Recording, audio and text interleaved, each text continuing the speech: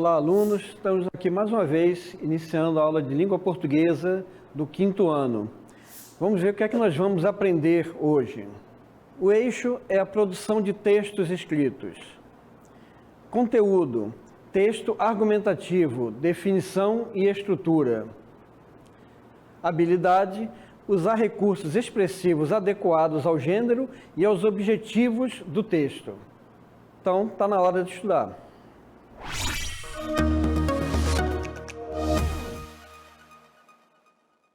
Bom, nós vamos ver hoje, o nosso assunto vai ser o texto argumentativo. Nós vamos ver o que é um texto argumentativo e como fazer o texto argumentativo. Então vamos lá. Vocês podem observar nessa imagem que nós colocamos aqui duas pessoas, né, que estão dialogando. Nós temos o desenho aqui, que seria o diálogo das duas pessoas. Dialogar, argumentar, elas são sinônimos. Dialogar é quando você argumenta com alguém, tentando dizer o seu ponto de vista, qual é a sua opinião sobre o assunto. No caso da argumentação, você vai dizer o seu ponto de vista e vai tentar convencer essa pessoa do seu ponto de vista. E aqui no caso nós temos duas pessoas que estão argumentando uma com a outra, cada uma tentando convencer a pessoa do seu ponto de vista. Continuando. Vamos ver qual é a definição de um texto argumentativo. O texto argumentativo é um gênero discursivo muito comum em provas de vestibular e do Enem. Trata-se de uma produção em que o autor defende o seu ponto de vista por meio de argumentos. Bom, então, defender ponto de vista. O que seria defender um ponto de vista? Você tem uma opinião e você vai tentar convencer essas pessoas de que a sua opinião está correta, de que você está usando um argumento correto para defender essa sua opinião. Então é por isso que nós colocamos aqui, que defende um ponto de vista utilizando argumentos. Você não pode só dizer o que você pensa, você tem que justificar o que você está pensando, o que você quer defender. E essa justificativa é feita por intermédio dos argumentos. Tem que ser argumentos convincentes para que a pessoa consiga entender e aceitar o seu ponto de vista. Então vamos ver no texto argumentativo agora como é que a gente faz a estrutura de um texto argumentativo. Um texto argumentativo possui 3 elementos básicos. Tá? Não são só esses 3, eu posso ter mais, mas eles são 3 elementos básicos, os quais compõem a estrutura do texto. São eles a introdução, o desenvolvimento e a conclusão. Nós vamos ver separadamente como é que se faz cada um deles. Como é que a gente faz uma introdução, um desenvolvimento e uma conclusão. Vamos começar então vendo a introdução. O que seria a introdução? Como o próprio nome sugere, a introdução é o parágrafo inicial do texto, no qual o autor irá apresentar o tema e a tese que comporão o texto. Nós temos aqui a Camille, nossa aluna, que está querendo fazer uma pergunta sobre o assunto. Qual é a sua dúvida, Camille?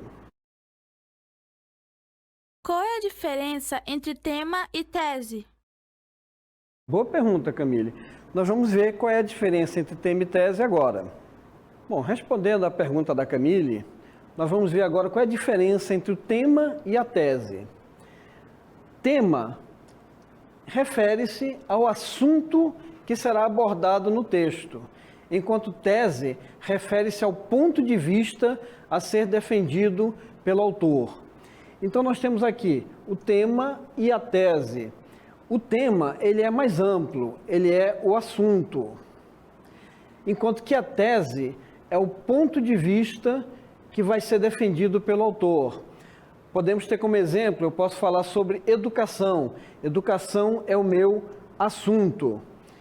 Enquanto que meu ponto de vista seria defender a qualidade do ensino na educação. Então, eu tenho um assunto mais amplo, que é a educação, e meu ponto de vista, que é a minha tese, seria a qualidade do ensino. Então, esses dois itens sempre aparecem juntos quando você desenvolve um texto argumentativo.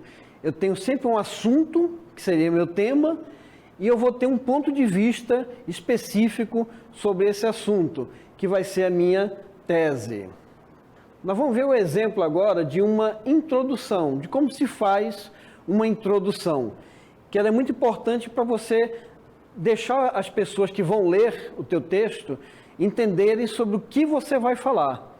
Então, eu não vou detalhar o assunto, mas eu vou dizer para as pessoas sobre o que eu vou falar. O exemplo que nós temos aqui: as escolas e universidades de todo o país estão fechadas e sem perspectiva de retorno. Estima-se que a paralisação durará de 2 a 3 meses, praticamente um semestre perdido. Estima-se também que em todo o mundo quase 1 bilhão de estudantes ficarão sem aula. O que fazer para reduzir ao máximo o prejuízo? A resposta, na larga maioria dos países, tem sido dada com o uso das novas tecnologias, seja por meio de plataformas online, nas quais os alunos podem acessar conteúdos e interagir entre si, seja mediante aulas virtuais. Ou seja, nesse ponto, o autor está explicando sobre o que ele vai falar.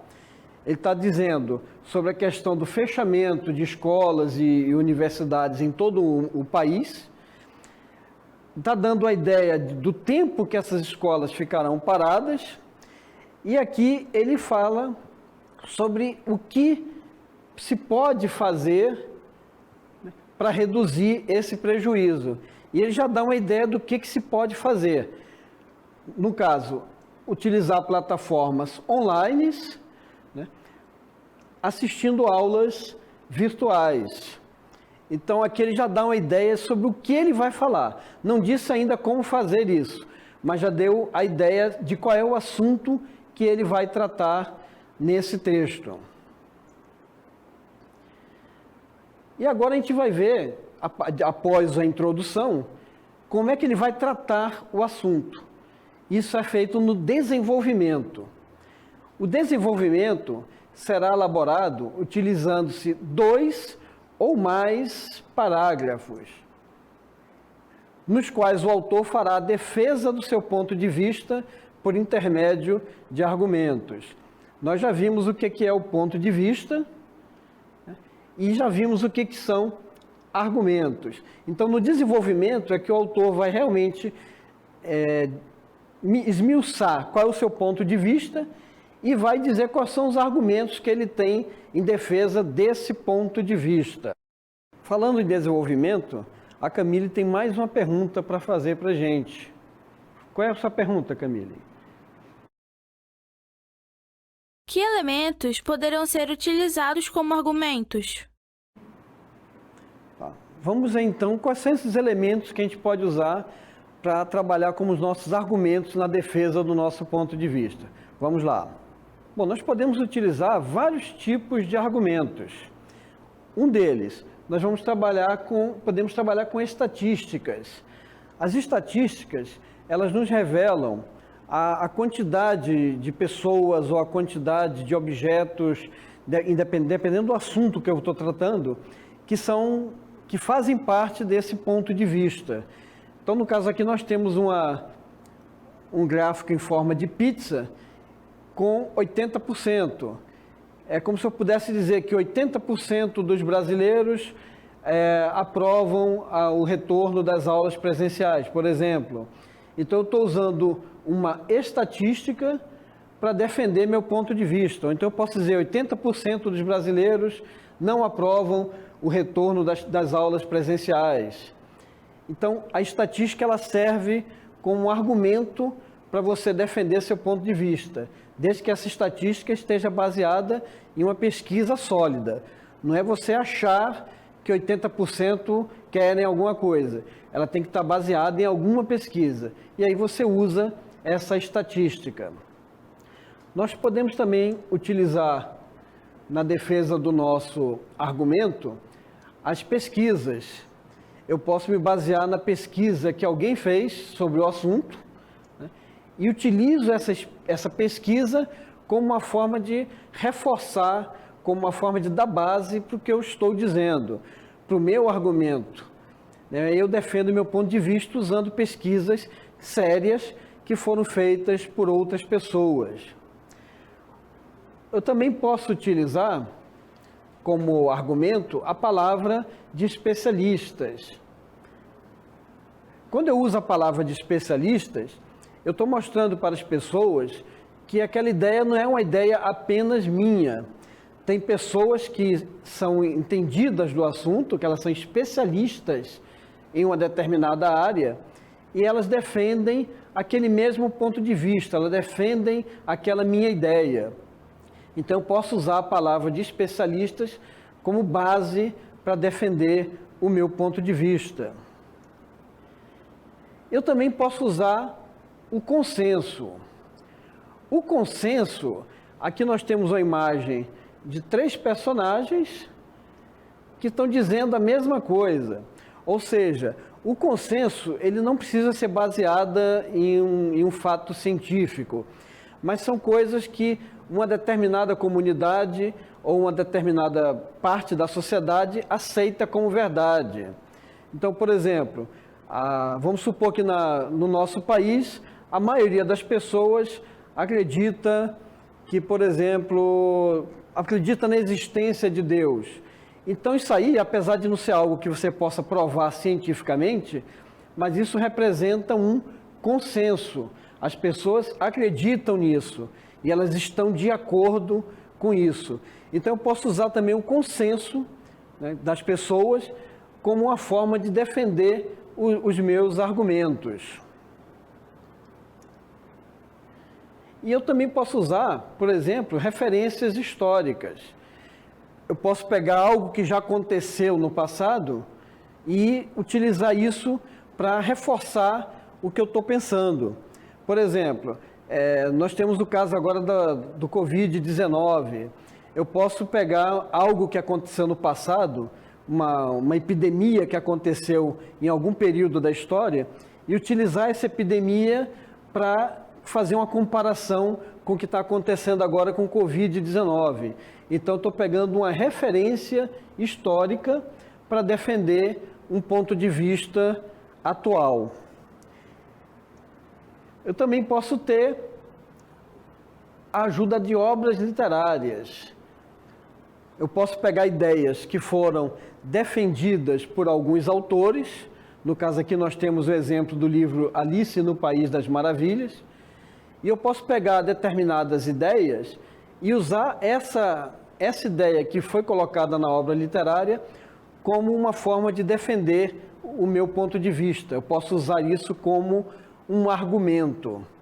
Então, esses são alguns dos argumentos que eu posso utilizar para defender o meu ponto de vista. Vamos ver agora um exemplo de desenvolvimento.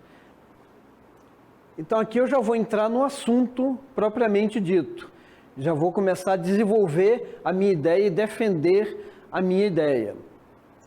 No exemplo aqui nós temos os alunos de escolas particulares, especialmente de países desenvolvidos, estão fazendo um movimento de mudança de maneira a se adaptar aos novos tempos de Covid-19.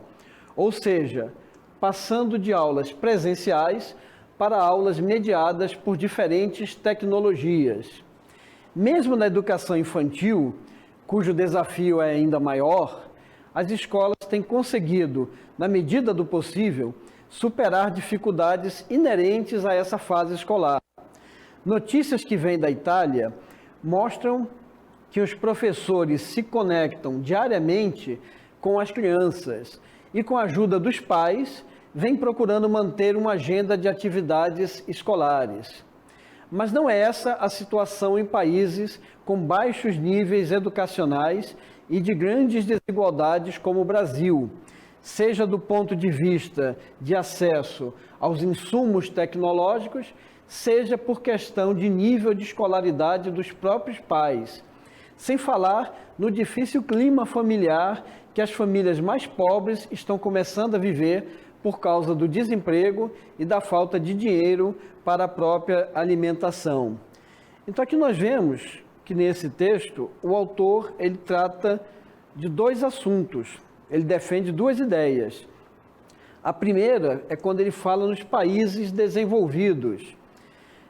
Então ele mostra que nesses países as aulas elas estão passando de aulas presenciais para aulas mediadas por diferentes tecnologias. Então os alunos não precisam ir para a escola, eles podem usar diferentes tecnologias para poderem continuar assistindo às suas aulas. Só que ele mostra aqui para a gente, no outro ponto, que isso em países desenvolvidos, ele tem certa facilidade. Mas quando nós chegamos em países como o Brasil, que possui muitas desigualdades sociais, econômicas e de todo tipo, inclusive desigualdades também educacionais, esse acesso já não é tão fácil, como ele nos mostra aqui, por vários motivos que ele começa a citar. A própria dificuldade que os pais têm em ajudar os alunos, a questão das famílias mais pobres, que começam a perder os seus empregos, vai aumentando o desemprego nessa faixa da população, e a pessoa fica sem dinheiro até para a própria alimentação. Ou seja, fica mais difícil ela poder utilizar esse dinheiro para comprar aparelhos, celulares, notebooks e outros tipos de aparelhos. Ou ela tem que escolher, ou ela vai usar isso para comprar aparelhos, ou ela vai se alimentar. Então, ele mostra aqui dois pontos para a gente. Como os países desenvolvidos estão trabalhando com a questão do Covid-19, possuem mais facilidade por terem mais recursos, e como isso acontece nos países menos desenvolvidos, que passam por várias dificuldades, como as desigualdades sociais, desigualdades econômicas, desemprego e o próprio nível educacional de muitas pessoas, que é um nível um pouco baixo em alguns casos. Bom, após o desenvolvimento, nós temos a última fase, que é a conclusão. E a conclusão, ela pode ser feita de duas maneiras, por meio de síntese ou por propostas de solução. Bom, a Camille está com uma dúvida e quer fazer mais uma pergunta para a gente. Qual é essa dúvida, Camille? Qual é a diferença entre síntese e proposta de solução? Ok, vamos ver então qual é a diferença entre esses dois itens. Bom, respondendo então a pergunta da Camille, na conclusão por síntese, o autor faz um resumo dos argumentos utilizados no texto e encerra o texto reafirmando a veracidade de sua afirmação. Ou seja, a síntese ele faz um apanhado de tudo que ele falou e resume só para confirmar aquilo que ele está defendendo. Já na conclusão, com propostas de solução, o autor irá retomar os problemas discutidos no desenvolvimento e irá propor soluções que resolvam ou diminuam os problemas encontrados. Bom, a Camille está com mais uma dúvida sobre essa questão. Vamos ver qual é a dúvida dela. Como essas soluções serão detalhadas? Bom, vamos ver então como é que a gente faz o detalhamento dessas soluções. Bom, as soluções que o autor vai sugerir, ela tem que ter estes elementos aqui. Primeiro, os agentes. O agente é quem vai promover a solução. Que pessoas promoverão a solução? Pode ser um agente de saúde, pode ser um professor, pode ser um governador. Ele vai informar que pessoa irá promover a solução. O segundo são as ações. O que essa pessoa fará para resolver o problema? Que ações ela tomará para que esse problema possa ser resolvido? A terceira são os meios. Como serão promovidas as soluções? Que meios ela vai utilizar? Pode ser, por exemplo, uma propaganda, pode ser um curso. Então, que meios vão ser utilizados para que essas soluções sejam promovidas? E, por último, são os objetivos. Para que será feita a solução sugerida? Que objetivo eu quero alcançar com essas soluções que eu estou apresentando? Então vamos ver agora o exemplo de conclusão. Uma das grandes preocupações dos especialistas em educação é com o impacto de tudo isso na vida das crianças e dos jovens a partir de agora. Jamais em nossa história nos sentimos tão fragilizados. Esse vírus que simplesmente paralisou o planeta, expondo a nossa fragilidade, também mostrou aos governantes a necessidade de investir fortemente em ciência e tecnologia. Felizmente, muitos deles estão conduzindo as decisões com base em evidências científicas e não em achismos, até porque muita informação vem circulando nesse espaço de tempo. Tudo isso que estamos enfrentando nos remete a uma coisa: é hora de começarmos a assumir compromissos para o bem-estar de todos, relegando o eu a uma segunda dimensão de interesse. Bom, então nessa conclusão nós vimos que o autor só fez um apanhado de tudo que ele falou no desenvolvimento e explicou como as coisas poderão ser feitas. Ele apresentou algumas soluções. Então, agora, nós vamos, para poder encerrar esse nosso assunto, nós vamos exercitar o que a gente aprendeu hoje.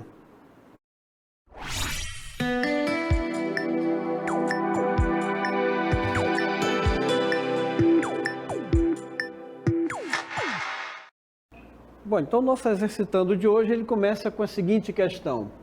Além de abordar o tema a ser desenvolvido, qual é o segundo requisito obrigatório na produção do primeiro parágrafo da redação? Letra A, argumentação com fatos reais. Letra B, dados estatísticos. Letra C, citações de especialistas. Ou a letra D, tese a respeito do tema. Segunda questão. Existem diversas formas de argumentar na redação argumentativa. Qual das seguintes alternativas se caracteriza como desvio ou inadequação? Letra A, uso de dados estatísticos. Letra B, uso de obras literárias. Letra C, uso de referências históricas. Ou letra D, uso de ditados populares. Terceira, são as receitas da vovó. Lembra aquela receita que só sua mãe ou sua avó sabem fazer? Pois saiba que, além de gostoso, esse prato é parte importante da cultura brasileira. É verdade, os cadernos de receita são registros culturais. Primeiro, porque resgatam antigas tradições, sejam familiares ou étnicas. Além disso, mostram como se fala ou como se falava em determinada região. E ainda servem como passagens de tempo, chaves para alcançarmos memórias emocionais que a gente nem sabia que tinha. Se você se lembrou do prato que sua avó ou sua mãe fazia, você sabe do que eu estou falando. A tese defendida pelo autor desse texto que acabamos de ler é de que as receitas culinárias, letra A, fazem com que lembremos a nossa infância. Letra B, resgatam nossas tradições familiares ou étnicas. Letra C, são as que só nossas mães ou avós conhecem. Letra D, são uma parte importante da cultura brasileira. Ou a letra E, indicam o modo de falar em determinada região.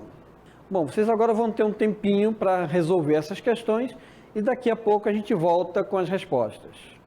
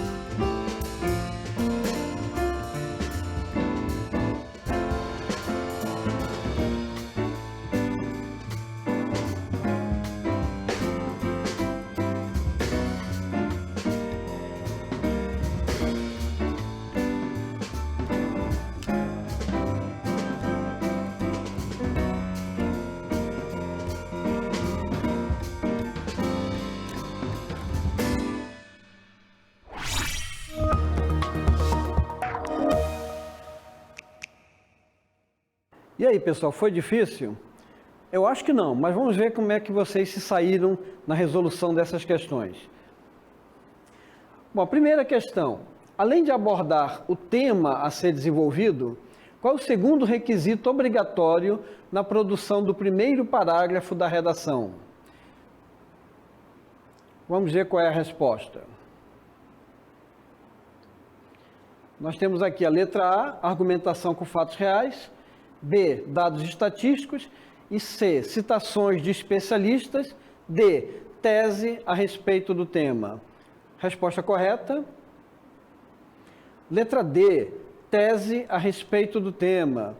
Vocês devem se lembrar que logo que nós falamos no início do assunto, nós falamos que nós temos o tema e a tese. Então, o que a gente sempre vai usar junto com o tema seria a tese a respeito do tema. Vamos ver a segunda questão.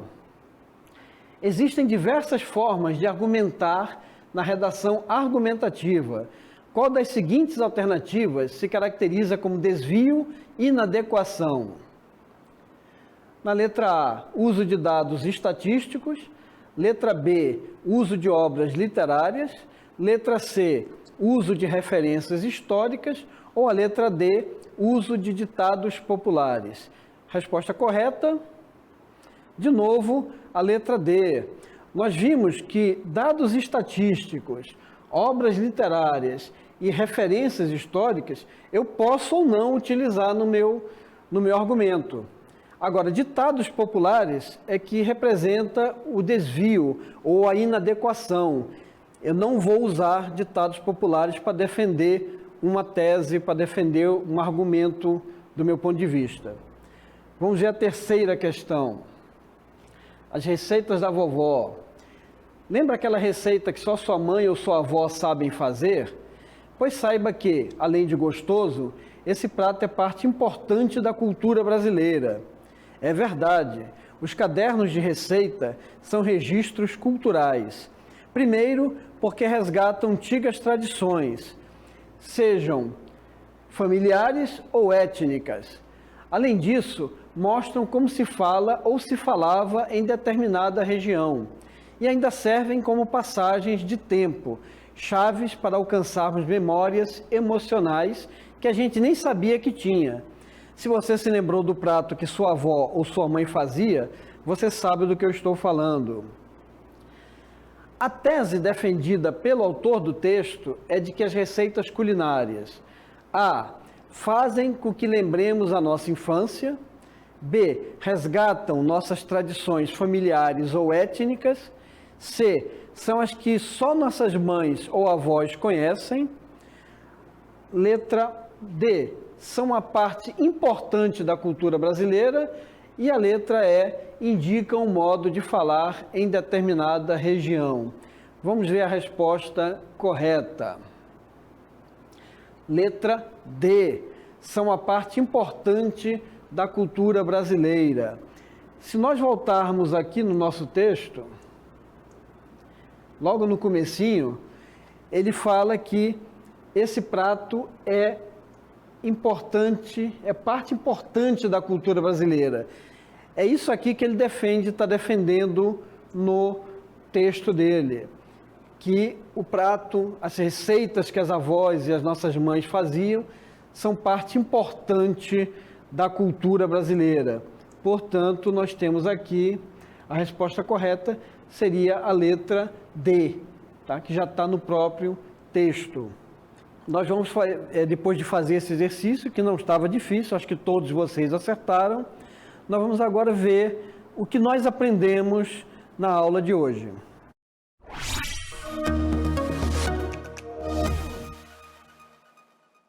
Bom, então nós vamos fazer o nosso resumo de hoje, vendo o que foi que a gente aprendeu com essa aula. Vamos lá então. O que aprendemos?